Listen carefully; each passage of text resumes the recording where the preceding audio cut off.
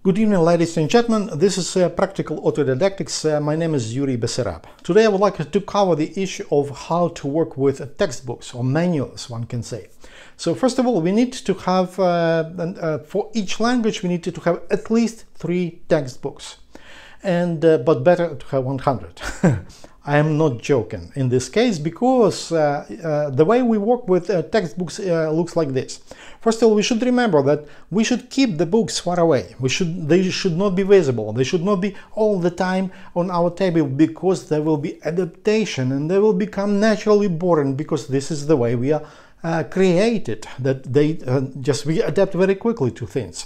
So that's why we are hiding them, and we take them and we use them and place them back on the shelf or in the box or somewhere else, for us not to see them every day in our everyday activities. You will work on the 5 I hope on 5 languages. So you take the 5 books. Let's say you start working in the morning. You start learning in the morning. You take 5 books, textbooks, and you start with the one which is the most attractive to you. You work for 5, 10, 15 minutes maximum, and then when you feel that your interest is on the highest point, and we have to remember that the interest is a feeling, we have to educate it, we have to develop it, we have to create it. So when we feel it, that we are on the top of, we have the peak of this feeling of interest, we need to shift it to a different textbook, to a different language.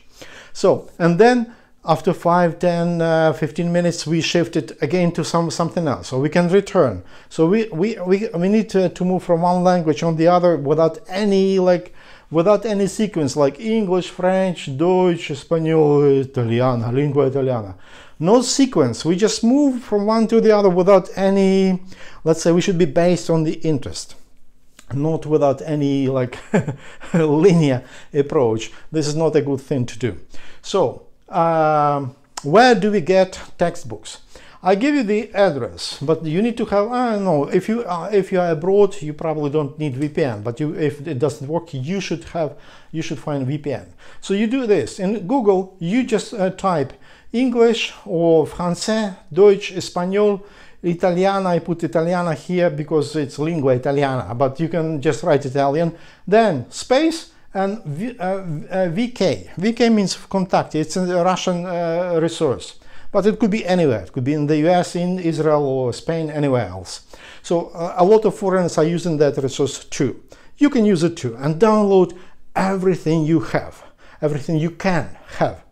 So after that, you will be able to analyze and to find those books that are the most interesting to you, and then you can buy them. You can order them from Amazon or some other bookstores that are still working at this time, and you will have them. We give preference to books that we are using to paper books, because we have some kind of relations, personal relations, and the tactility is very important for us, and also it's quite convenient to move from one page to the other and to do it quickly, and so we give preference to the books and that are on paper, and we use those digital books just only in the case to have a better selection, and also in the case when we don't have money at all,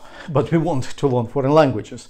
So those are 2, let's say, conditions. With this, I would like to say bye-bye, put likes, share this video with others, and all the best to you.